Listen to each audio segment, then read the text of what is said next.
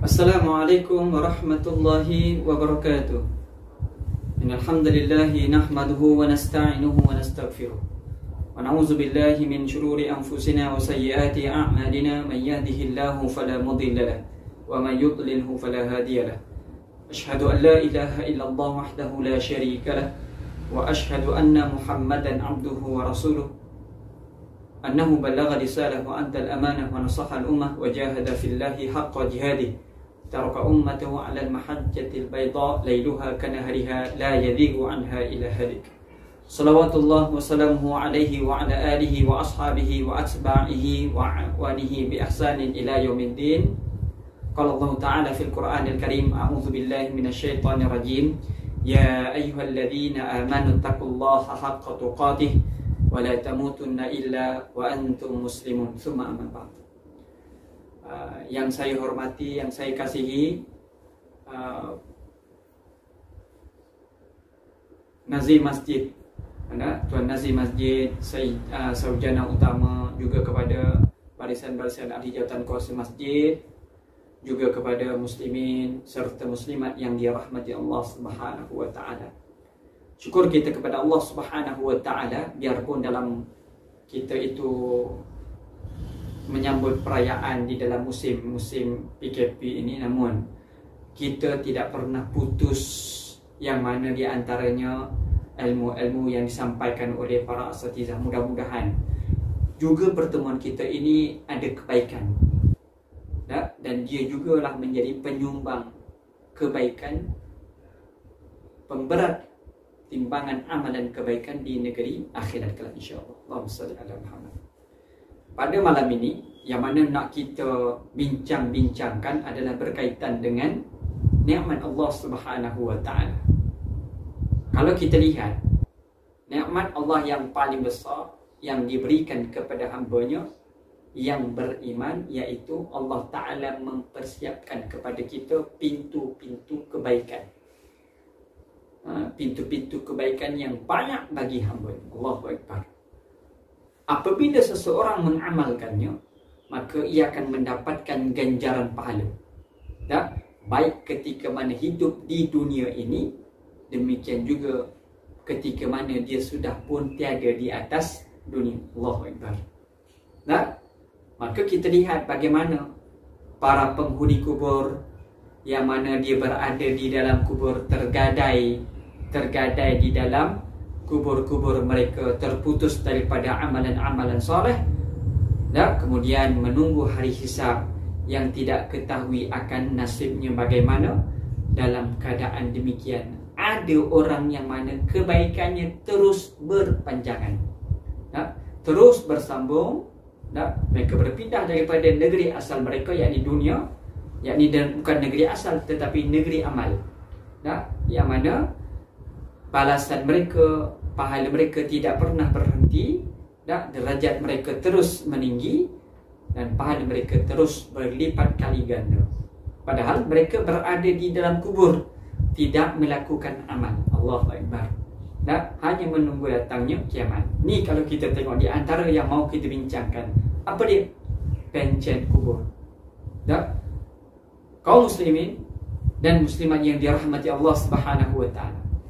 Hadis baginda sallallahu alaihi wasallam daripada Anas bin Malik radhiyallahu anhu, yang mana baginda sallallahu alaihi wasallam bersabda, "Sab'un yajri lil 'abdi ajruhunna min ba'di mautihi wa huwa fi qabrihi.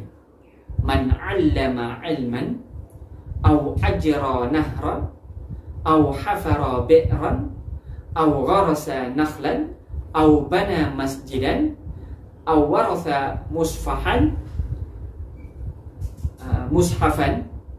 aw taraka waladan yastaghfiru lahu ba'da mautihi." Kata baginda sallallahu alaihi wasallam, ada 7 perkara yang pahalanya tetap mengalir. untuk seorang hamba setelah ia meninggal dunia. Padahal dia berada di dalam kuburnya, kata baginda sallallahu alaihi wasallam. Yang pertama kata baginda sallallahu alaihi wasallam adalah allama ilman. Apa dia? Orang yang mengajarkan ilmu pengetahuan. Tak? Yang kedua, au ajra nahran, orang yang mengalirkan sungai. Yang ketiga, au hafara bi'ran, orang yang menggali sumur, orang yang membuat perigi. Tak? Au gharasa nakhlan, orang yang menanam kurma ataupun buah-buahan. Dah, au bana masjidan, orang yang membina masjid. Au waratha mushafan, orang yang memberikan mushaf Al-Quran. Antaranya kata apa, dia mewakafkan dan sebagainya Al-Quran. Dah, au taraka waladan yastaghfiru lahu ba'da mautihi, orang yang meninggalkan seorang anak yang senantiasa memohonkan ampun untuknya setelah ia meninggal dunia. Pertama adalah berkaitan dengan mengajarkan ilmu pengetahuan. Tuan-tuan, dapat apa yang kita dengar, ilmu pengetahuan, tak kisah daripada mana, tuan-tuan amalkan. Apa dia? Tuan-tuan tuliskan dan amalkan. Kemudian tuan-tuan sebarkan. Tuan-tuan, dalam grup WhatsApp, dalam apa-apa jua sekalipun, media sosial. Tuan-tuan nak, kita tak tahu siapa yang boleh dengar, dan kemudian orang yang mengamalkannya tak tahu, tuan-tuan. Dan orang yang mengamalkannya, tuan-tuan, dia mengamalkan, tuan-tuan mendapat ganjaran pahala di sisi Allah Subhanahu wa taala. Allahu akbar. Ni yang pertama. Tuan-tuan, maka kita kena rebut peluang dan mengajarkan ilmu pengetahuan. Yang kedua kata baginda sallallahu alaihi wasallam adalah mengalirkan sungai-sungai. Dan maksudnya ialah membuat aliran sungai. Nah, yang mana dia tertahan airnya, lalu dia pun menarik sungai tersebut, ada, dan kemudian orang-orang pula ambil faedah daripada air sungai sehingga orang lain boleh memanfaatkannya. Kebun-kebun boleh mendapatkan, para musafir pun dapat minum daripadanya. Betapa besarnya amalan kebaikan. Dah memudahkan manusia memperolehi air. Dah.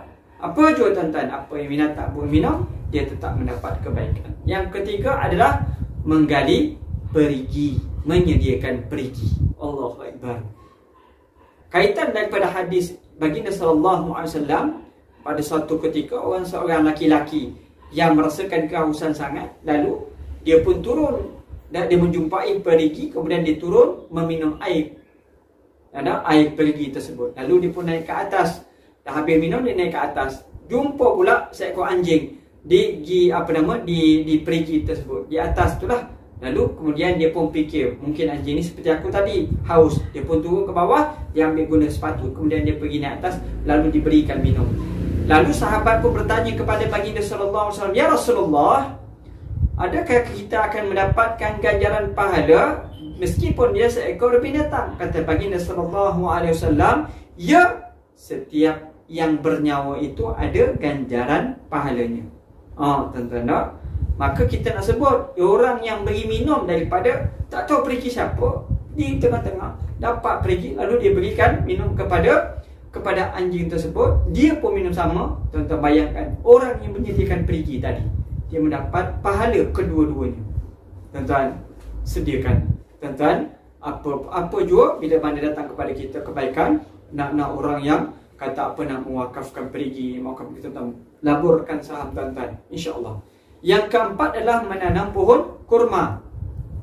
Menanam pohon kurma adalah, kalau kita tengok antara manfaat manusia yang dapat mengambilnya, ada, kemudian dia pun membahagikan buahnya kepada orang ramai, tuan-tuan. Orang yang makan daripada hasil daripada setanam kurma tu berapa banyak, tuan-tuan, yang dapat. Maka orang yang makannya tetap mendapat kebaikan, dapat kebaikan.